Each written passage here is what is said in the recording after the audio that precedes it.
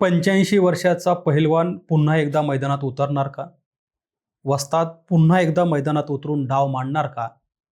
अशी चर्चा महाराष्ट्रात मागच्या आठवडाभरापासून सुरू झाली आहे. अर्थात मी बोलतोय शरद पवारांबद्दल आणि काही दिवसावरती येऊन ठेपलेल्या देशातील राज्यसभेच्या निवडणुकीसंदर्भात. खरं तर एप्रिल महिन्यामध्ये महाराष्ट्रातील 7 खासदारांचा कालावधी संपतो.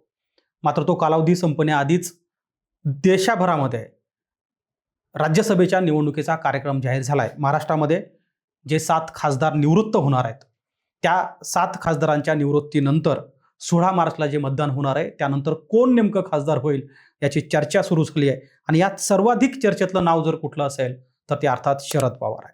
म्हणूनच शरद पवार पुन्हा राज्यसभेमध्ये पाहायला मिळू शकतात का? पार्थ पवार हे शरद पवारांसोबत राज्यसभेत असतील का? या प्रश्नासह एकूण महाराष्ट्राचं राजकारण काय सांगताय या संदर्भात बोलण्यासाठी मी तुमच्या समोर आहे. नमस्कार, मी गोविंद शेळके आणि तुम्ही बघताय कट टू कट. खरं तर 85 वर्षाच्या शरद पवारांनी मागच्या काही दिवसापासूनच राजकारणापासून बाजूला जाण्याचे संकेत दिले होते. काही जणांनी ही शरद पवारांची रिटायरमेंट समजली. स्वतः पवारांनी सुद्धा यापुढे कोणतीही निवडणूक लढणार नाही असंही जाहीर केलं होतं. पण अजित पवारांच्या अपघाती निधनानंतर दुसऱ्याच दिवशी शरद पवार ज्यावेळी बारामतीच्या बाजूला असलेल्या एका नदीच्या पुलावरती जाऊन नदीची पाहणी करताना बघितलं आणि पुन्हा एकदा सगळ्यांचे डोळे पुन्हा एकदा पवारांकडे लागले. खरं तर शरद पवार हे वयाच्या 85 वर्षापर्यंत ज्या प्रकारचं राजकारण ते करत होते, केवळ राज्यात नाही तर देशामध्ये अनेक घटनात पवार तुम्हाला कायम लक्षात राहतील किंवा आहेत, अशा अनेक घटना आपल्याला सांगता येतील. पण आता नेमकं काय होत आहे? खरं तर 2024च्या विधानसभा आणि लोकसभा निवडणुकीनंतर महाराष्ट्राची स्थिती काय आहे हे आपण आधी समजून घेऊ आणि त्यानंतर आपल्याला कळेल की 7 निवृत्त झालेल्या या खासदारापैकी केवळ एकच जागा ही महाविकास आघाडी म्हणजे तिघात मिळणार आहे.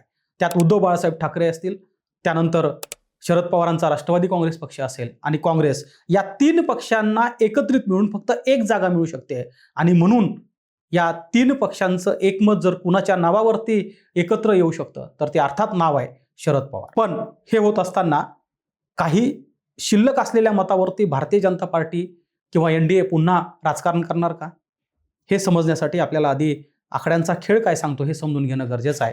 खरं तर ज्या 7 जणांची कारकीर्द एप्रिल महिन्यामध्ये संपते, ते 7 महाराष्ट्रातून जाणारे खासदार कोणते होते? तर अर्थात पहिलं नाव शरद पवार, त्यानंतर रामदास आठवले, फौजिया खान ज्या राष्ट्रवादी काँग्रेस शरद पवार गटाकडूनच राज्यसभेवर गेल्या होत्या, त्यानंतर रजनी पाटील ज्या राजीव सातव यांच्या जागेवर काँग्रेसकडून राज्यसभेवर गेल्या होत्या, त्यानंतर प्रियंका चतुर्वेदी या उबाटा म्हणजे उद्धव बाळासाहेब ठाकरे गटाकडून राज्यसभेत गेल्या होत्या, त्यांच्यानंतर धैर्यशील पाटील हे सुद्धा भारतीय जनता पार्टीकडून राज्यसभेमध्ये गेले होते आणि त्यानंतर भागवत कराड, छत्रपती संभाजीनगरमधून भागवत कराड येतात, ते सुद्धा राज्यसभेवर गेले होते. अर्थात अर्थराज्यमंत्री म्हणून सुद्धा त्यांनी मागच्या काही कालावधीमध्ये काम बघितलं होतं.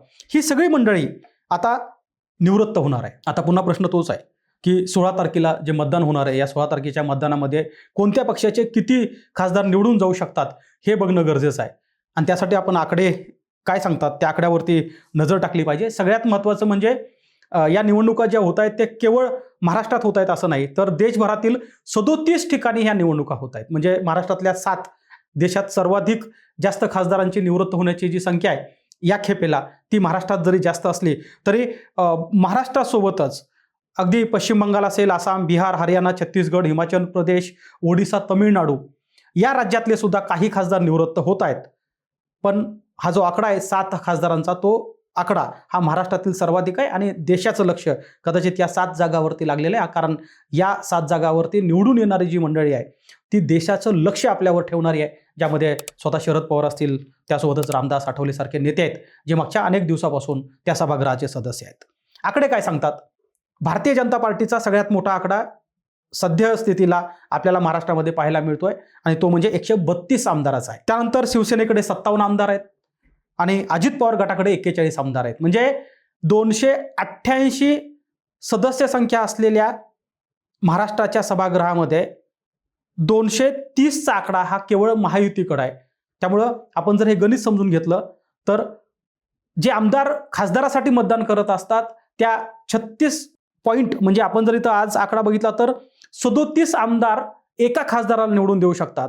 म्हणून जे 7 खासदार निवडून द्यायचे आहेत, हे जर आकडेवारी आपण बघितली तर 7 पैकी 6 खासदार हे भारतीय जनता पार्टी, शिवसेना आणि अजित पवार राष्ट्रवादी गट म्हणजे NDAचे निवडून जाणार आहे. फक्त एकच जागा ही महाविकास आघाडीला मिळू शकते. महाविकास आघाडीचं आपल्याला संख्याबळ माहीत आहे की जिथे शरद पवारांच्या राष्ट्रवादी काँग्रेसचे 10 लोक निवडून आले होते, त्यानंतर काँग्रेसचे 16 लोक निवडून आले होते आणि शिवसेना उद्धव बाळासाहेब ठाकरे गटाचे सर्वाधिक म्हणजे 20 आमदार निवडून आले होते.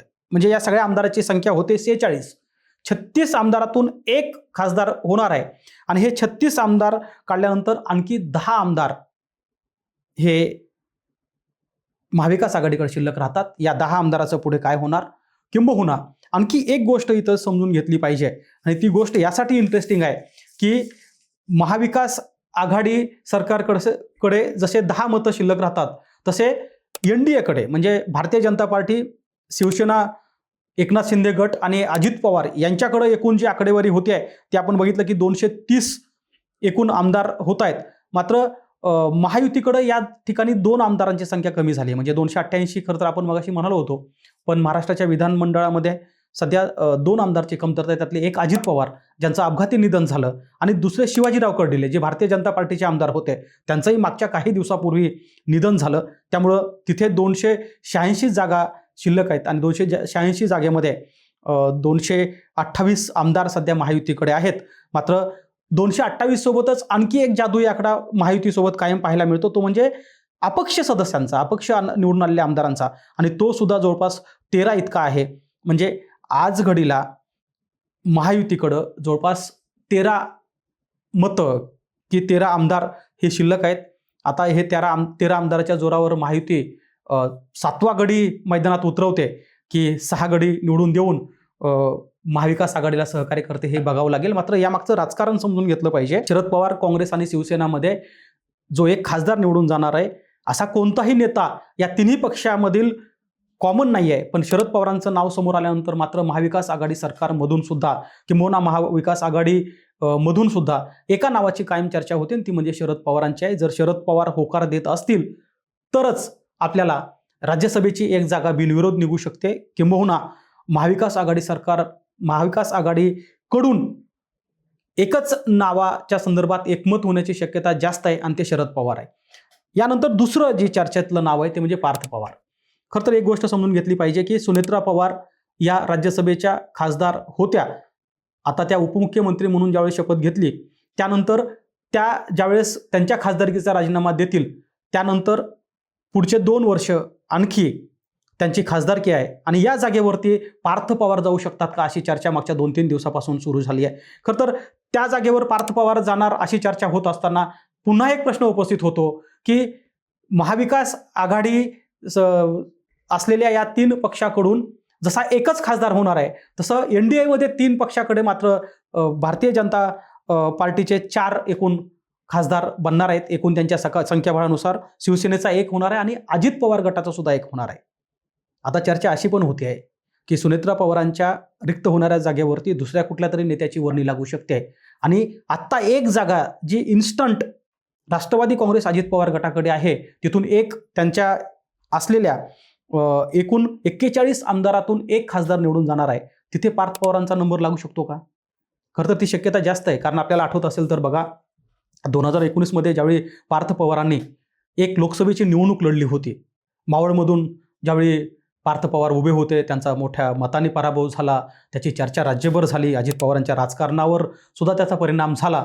मात्र त्यानंतर अजित पवारांच्या अकाली निधनानंतर जी पोकळी निर्माण झाली आहे ती सुनेत्रा पवारांनी जरी भरून काढली असली तरी अजित पवारांचा वारसदार कोण? अजित पवारांचा वारसदार जर पार्थ पवार होत असेल तर मग तो आपल्याला राज्यसभेमध्ये पाहायला मिळू शकेल का अशी चर्चा सुद्धा राजकीय गोटातून पाहायला मिळते आहे. एक मात्र खरं आहे की सुप्रिया सुळे यांनी जरी सांगितलं असलं की शरद पवारांच्या राज्यसभेतील निवडणूक लढण्यावर अथवा न लढण्यासंदर्भात पुढच्या आठवड्यात सांगितलं जाईल, ते सांगण्याच्या आधीच मात्र राज्यातील माध्यमं आणि एकूण राजकीय विश्लेषक ते मात्र आखाडे बांधतायत की 85 वर्षानंतर सुद्धा शरद पवार आपला खेळ दाखवू शकतात. खरं तर महाराष्ट्राच्या किंबहुना देशाच्या राजकारणामध्ये असे फार कमी नेते आहेत की ज्यांनी आपल्या 50 वर्षाच्या कारकिर्दीमध्ये लढलेल्या 14 निवडणुकामध्ये एकाही निवडणुकीत त्यांचा पराभव झाला नाही, किंबहुना अनप्रिडिक्टेबल राजकारणासाठी ज्यांची ओळख आहे असे शरद पवार शेवटच्या क्षणी कोणतंही राजकारण करू शकतात असं म्हणून ज्यांच्या राजकारणाचे दाखले देशभर राज्यभर दिले जातात आणि म्हणूनच वयाच्या 85 वर्षानंतर पुन्हा शरद पवार राज्यसभेत बघायला मिळू शकतात. ही खरं तर महाविकास आघाडीची अगतिकता असू शकते, कारण आता तरी महाविकास आघाडीकडं शरद पवार सोडून दुसरं नाव नाही आहे. त्यामुळे हे बघायला जरी आपल्याला आठवडाभराचा वेळ असला तरी एक मात्र खरं की पुढच्या महिन्यामध्ये म्हणजे मार्च महिन्यामध्ये ठरणार आहे की 85 वर्षाचा एक महाराष्ट्रातला जाणता राजकारणी खरंच राजकारणातून रिटायर होणार की पुन्हा एकदा राज्यसभेच्या मैदानात पाहायला मिळणार. धन्यवाद.